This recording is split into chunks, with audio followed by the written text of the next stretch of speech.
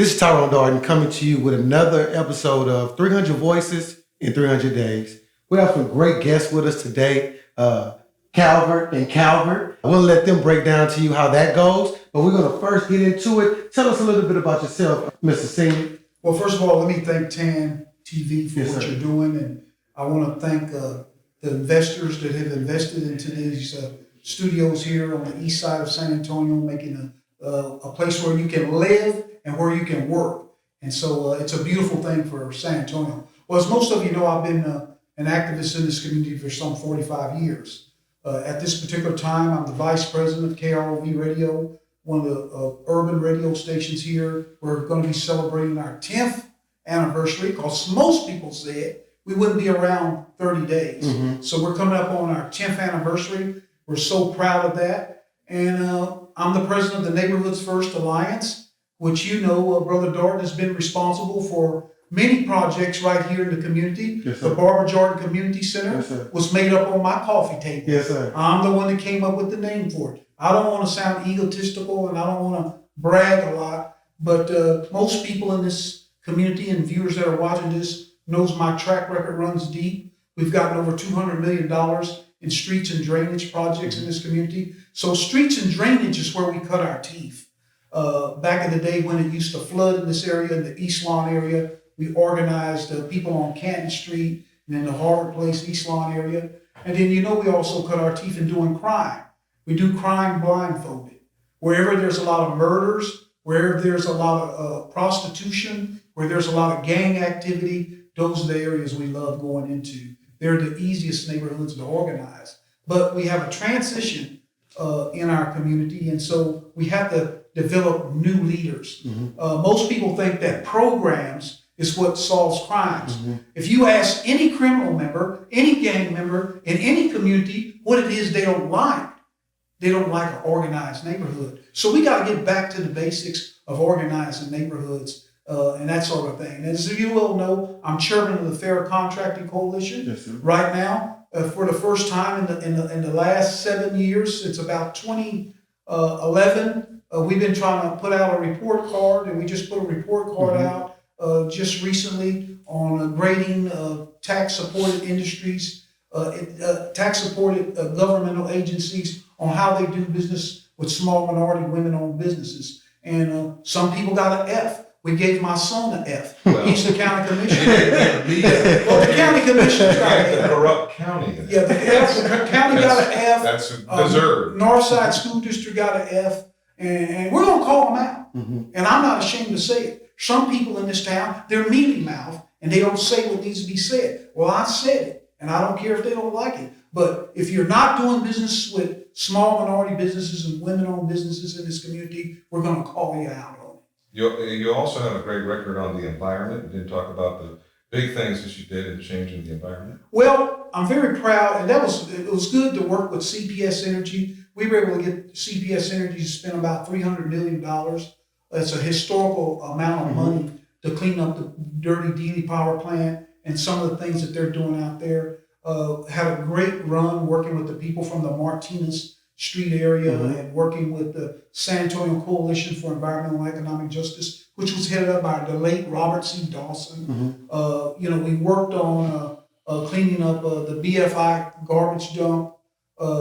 So my fuel refinery. Yeah, my fuel refinery. Yeah, my track record when it comes to environmental justice is national, because we've chased melting companies from Dallas to Mexico, where, there has been incidents of cancer and things of that nature. So, we don't have enough time. You'll have to bring me back to talk about the environmental justice. Talk about civil rights stuff. Yeah, well, the civil rights stuff, it runs very, very deep. I mean, far as voter ID and voter registration and the way they draw lines, we've always been there. One of the most proud moments, Brother Darden, and I know you remember this, that I'm proud of, is that, we used to have early voting locations in all the minority areas, the South Side, the West Side, when they tried to take the Claude Black Center from an early voting location. Well, we the residents sued, working with Malduff and LULAC and several civil rights groups, we sued the county to make sure the Claude Black is an early voting site. So in the area of voting rights, that's Back in the one, 90s. yeah, that's one of the ones I'm very proud of. Yes, sir. So as you see, Tommy Sr. ain't scared to say what needs to be said, and that's why we love and respect him.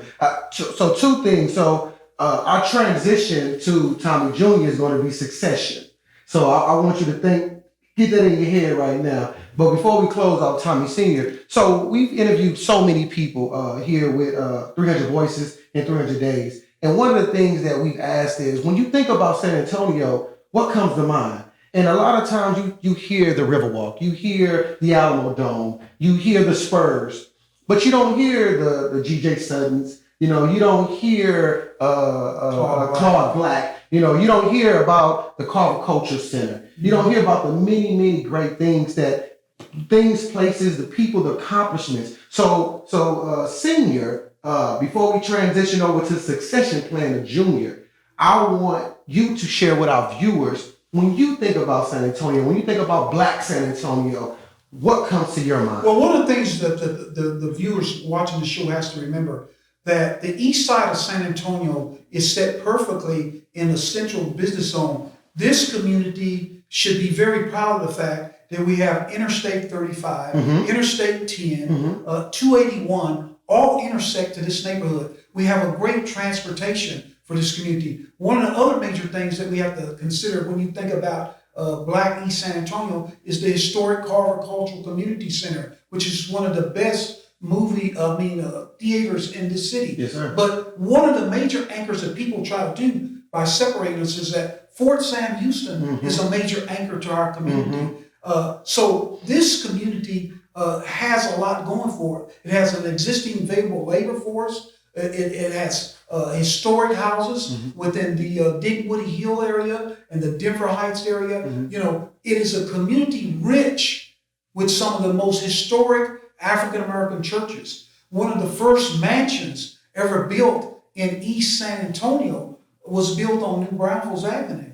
And then one of the Bellinger House. Yes, sir. One of the things that people need to know from the historic point of view, that Commerce Street, the street we're on right now, was the major business development for people coming from Fort Sam, coming from Houston, coming from East Texas into our city.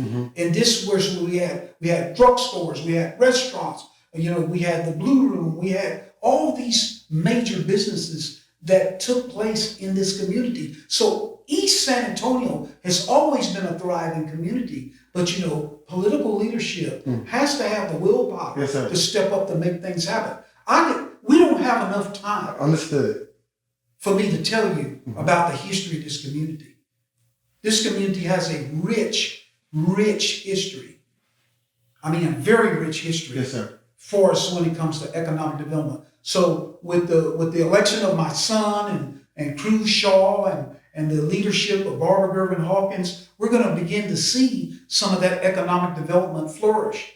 We used to didn't have any banks in our neighborhood. We had Texas State Bank with William Sinkin. Well, the Neighborhood First Alliance is a group that worked for years in busting banks for redlining. Yes, sir. I helped write the Community Reinvestment Act, which is a national home organ and a law to make sure that banks reinvest in these neighborhoods. So I'm very proud of the fact that I worked with people from around the United States to make sure that law is still on the books. So we were able, it took us 15 years to get Wells Fargo to locate at the corner of New Braunfels and Houston Street. Yes, sir. And we're so happy that Frost Bank has stepped up. And I've already told Mr. Green and Floyd Wilson that the bank they got on W.W. White Road, it's already busting at the seams. They're going to have to expand that. So we still have a long way to go. We just need to make sure we have the housing here and those type of things. And we just need to make sure if we got the rooftops, things are going to happen. And all that makes sense. Hopefully that we have people that are viewing that are hearing this and asking themselves the question, how can I be a part of that? Because we need more people, more boots on the ground. With that being said, succession. So Tommy Sr., if he lives to be 200, that's not enough time. Which means that Tommy Jr., we need you to carry that torch carry that water, and get it done. Growing up under your father's mentorship, his leadership, those values that have been instilled in you, and planting your roots deeply right here in this historic African-American community, what do you see in regards to the positives, and what are you doing in regards to the gaps to close them? So picking up on the succession, Dad organized 30 neighborhood associations where there were none. And the name of it is obviously the Neighborhoods First Alliance. Yes, sir. And so from the day I got into office, I've been pushing for a housing bond to give folks money to repair their homes and bring them back up to the beautiful areas that we lived through that Dad just talked about. The areas like Harbor Place, East Lawn that he organized used to be full of military families 50 years ago. That was all that lived there, close to Fort Sam. It makes a lot of sense, doesn't it? You want to get up and work at 6 a.m, you need to be close to the post. So we got away from that. The city allowed the east side to deteriorate, and those families fled further and further away from the east side. And so, Fort Sam Houston, with the consolidation of all the military medical training, so the Marines, the Air Force, the Navy, the Coast Guard, Army, everybody gets their medical training for the armed forces there. It is the largest economic development project in the history of the county. Wow. But you can't tell looking at some of the neighborhoods within a stone's throw of it. And close it off the gate. That's a big issue. So I've been blessed to take the fire and the infrastructure and the institutional knowledge of my father and fight for a housing bond. So we got it for the first time. The $20 million that the city passed and the city bond, that was my idea. It wasn't quite as good as I think it should have been, but I'm glad to see Mayor Nierenberg put $6.5 million so that individual property owners, and what I mean by that is the city passed a bond that only was for developers. I always said it should be split evenly between the people and the powerful and the big campaign contributors. They didn't pass it that way, but I told folks we got to support it because we have to be able to expand it in the future. So I'm very glad Mayor Nierenberg expanded it and put about $7 million so individuals could get a piece of the pie. They pay the tax dollars anyway. Why can't they get a piece of it back on their biggest investment? So I want to do that at the county.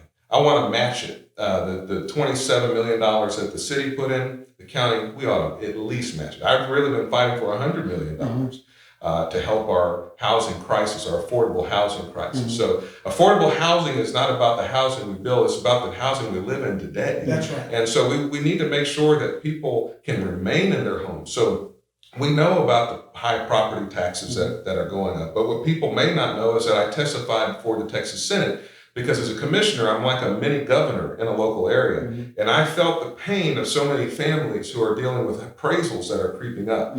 What we didn't know when I first testified was that pain has been caused by the governor and lieutenant governor. They mandated in Senate Bill 1 that on the school portion of your property taxes, that over the next 2 years, your appraisals are mandated to go up 13.81%. Whoa. They put it on page 381 of the bill, so most of us wouldn't find it. Luckily, the lobbyist for the Texas Association of Counties found it. The lawyer Thompson looks like Bill Clinton, and he found it and told all of us commissioners they're mandating that your 60% of your property taxes is your school districts. So they're really trying to vilify school districts to make it the source of your pain of taxation and the appraisal push. And it's not the school district's fault. It is in law, written by the lieutenant governor and signed by the governor.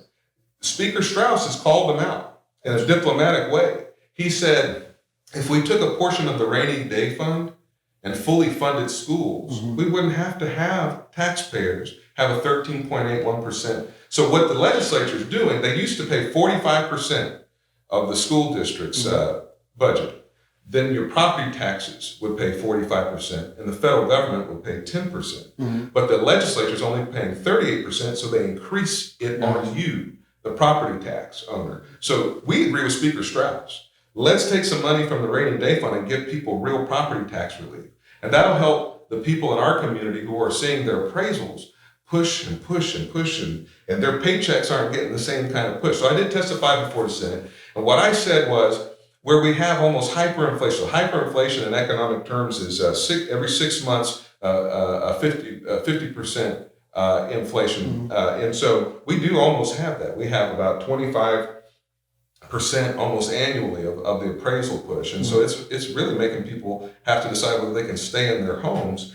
And that we ought to carve out areas that have that kind of high inflation appraisal push. And we ought to actually index your property taxes to inflation. So that tends to be over the last 20 years has been between 1% and 4%. That way, Mr. Jones doesn't feel like he's got to move out of his home. And that works for the Dominion as well as Dignity Hill and Denver Heights. All of them, it would be fair. Now, we have to pass a state constitutional amendment, but Senator Menendez believed that, and Senator West believed that the Republicans would actually help me get it on a ballot in a future date. But in the meantime, we are focusing on the rebirth of the East Side. And we do see it in a lot of ways. And we need to make sure that the people of the East Side benefit from that in terms of jobs. To that end, the second chance job fair we have for the formerly incarcerated and folks who live in the East Side on the $100 million in renovations that happened at the AT&T Center. I'm very proud that 40% of the people hired to work on that were either from this community or formerly incarcerated. We increased the amount of small business, minority and women-owned small business contracts 50%. William B. Johnson, I give him the credit from the NAACP. He said to me, Calvert, that voice he had, when I looked at who was building the AT&T Center in '99, it didn't look like people from the community. Well, sure enough, I found a picture of the construction workers, and he was right. It doesn't look like the East Side.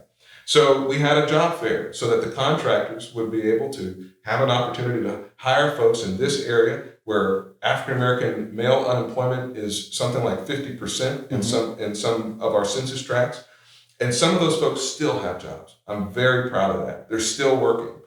We have Jarvis Moore, who was formerly incarcerated. He hired 71 people thanks to fighting for him. I didn't tell Dad I had to cuss a few people out to get it done, but we got it done. But in any event, the fight now is really about the renaissance that can happen. So we're looking at River East along Salado Creek. We did a museum reach for what I call River North along the Pearl area. We did a mission reach, which is for going on what I call the river, San Antonio River South. We're doing a River West along San Pedro Creek. I said, for parity's sake, we need a River East. You gotta have a River East. And that ought to be Salado Creek. We take it out of the floodplain from Fort Sam Houston to Southside Lions Park. And that, too, gives us an opportunity to tell our history. We ought to have monuments to people like Reverend Black, to people like my father, who've done a lot of things in this community, to the soldiers at Camp Logan who were hung on the banks of the Salado Creek because of a race riot that happened in 1917. There's a very rich history in East San Antonio, East Bexar County, and it has not been told. And we're often left off of the recognition of the historical places. But I'm doing everything I can to try to bring a voice and dignity and respect and investment. So a lot of the investment that you've seen, I've personally taken people in my car, driven them around and said, there's opportunity here. And we have unprecedented growth in the inner city. We've never seen so much growth in the East Side. It's not by accident. It didn't happen just because. It happened because I worked to make it happen. So I'm very proud. Before you close, why don't you just, because we only have about 2 or 3 minutes left, talk about this housing reinvestment fund and how it's going to benefit some of the seniors who are not able to keep their housing because one of the problems we have with a lot of them is the foundations and roofing and plumbing. And just talk about some of the accomplishments that the big project with the Sheriff's Annex and that kind of. So, what I would do for a housing bond is, let's say we had $100 million. I would get $50 million of it for development of new affordable housing. Now, affordable housing, sometimes people think that's just for low income. That's not what that means. That means it's what your market can afford. So the average household income of a San Antonio and a Bexar County resident is about $50,100 for a family of 2.7. So that means that most folks are making around the upper 20s in terms of income. So your rent or your mortgage, if you use 30% of your income going to your rent or mortgage, should be somewhere in the range of about $500-600 up to about high end $1,400, más o menos, okay? So the housing stock that we would invest in would be in that range. And that allows people to save. If you got $500, $600, $700, $800, you can start saving for home ownership and things of that nature. So the development community would be able to do that, but then on the individual side, we'd be able to do up to complete home remake because we know the foundations and the roofs, as my father said, are starting to fall apart. So that's part of what that would look like. The other thing you asked me to talk about was the 51 acres. So my first 44 days in office, because of when I was block walk 15,000 homes. And the people told me that they felt left out by the county. And when I looked at, was there a UHS health clinic? That's the county. If there was any kind of offices, they were right. And in my precinct, if you use IH10 as a dividing line, the Northeast is twice the population of the Southeast. And so we in my first 44 days in office, we were able to get a 51-acre campus. We'll have a sheriff's substation that's just between 35, 1604, 78, 10 in that corridor, just in front of Randolph. Rocket Lane and 1604. Across from Boyceville. And we're going to be able to also have a UHS clinic or a hospital. We'll be able to have a one-stop shop of county stuff, so you can do everything that, the county, you don't have to go downtown and all that good stuff. But we'll also have some nice sit-down restaurants there because there's a lack of that in our Northeast corridor.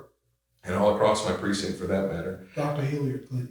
Well, that's not on the 51 acres, but there's many, many projects that I've gotten. I'm very proud to say that most of the commissioners who've been there 30 years say I've gotten more done in 2.5 years than some folks got done in 2 decades. So I'm very proud of the fact that we worked very, very hard, around the clock, 365.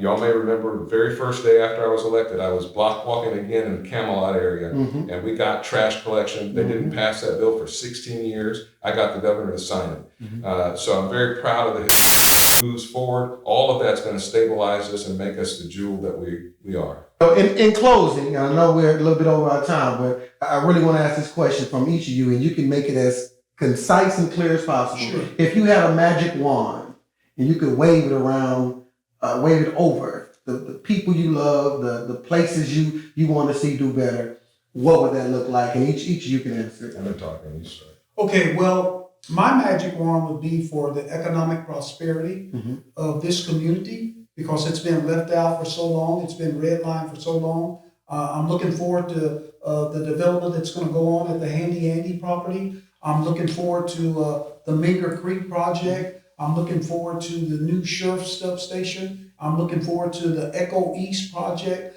I'm looking forward to great economic development and new housing stock in our community. And the magic wand would be for economic prosperity, more jobs, more housing, and more commercial development in our community.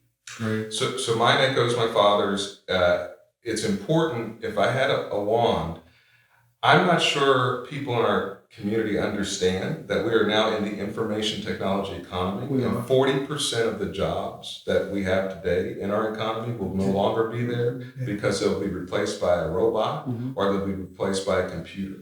And so my dream and my hope and things I've been working on, I got the Greater Chamber of Commerce to develop a curriculum in the basic IT certifications. I would hope that families would really understand and encourage young people and themselves to transition into skilled trade. You don't have to have a college degree to be a cyber warrior, but you've got to make a transition so you can have economic prosperity in the new economy, that people in the justice system would stay on the right track, because we've got a lot of folks in our community who've been through the criminal justice system, that people will build wealth through home ownership and real estate, that everybody would get a piece of the pie in terms of economic prosperity and small business, that the revitalization of our community would happen, and prosperity and peace on our streets would be shared widely. I want to add another thing to the magic wand. I think it's very important, Brother Darden, as you know, you're from this community, that residents in the neighborhoods, they have to learn how to talk to each other. And they got to learn how to communicate with each other, and we got to look out for each other. One of the things we want is peace in our streets, and we don't want to see young people being shot in their houses, while they're asleep or at play. One of the things that, the Neighborhood First Alliance prides itself on is, our track record in going into these high crime areas has been very successful. We've organized on the west side south side, east side, and north side. So we just want to make sure that there's peace and that the young people who are committing some of the criminal activity out here, that they take a chill pill and start respecting our young people, start respecting our elders, start respecting around where they do business around our schools and our churches and our businesses. Back in the day, there was a code of ethics, yes, sir. and there was a conduct in the way people done business. Yes, sir. You know, as you well know, we had drug-free zones. We did. And we had zones where gang members didn't put graffiti on the buildings. So my message to them today, and if they're listening to this, is that, you know, you guys need to keep it real, and let's respect our communities, and let's get back to basics and loving one another. So you heard it from both our brother Calverts. Take a chill pill. We need peace in the streets, and let's get back to basics. This has been 2 of our 300 voices, and there have been some great, loud voices that we really, really need to pay attention to, because they've been making moves in the city. They're going to continue making moves in this city and our county. But we need to pay attention. With that being said, thank you for tuning in. I'm Tyrone Darden for the African American Network. Again, this has been 300 Voices in 300 Days. Thank you.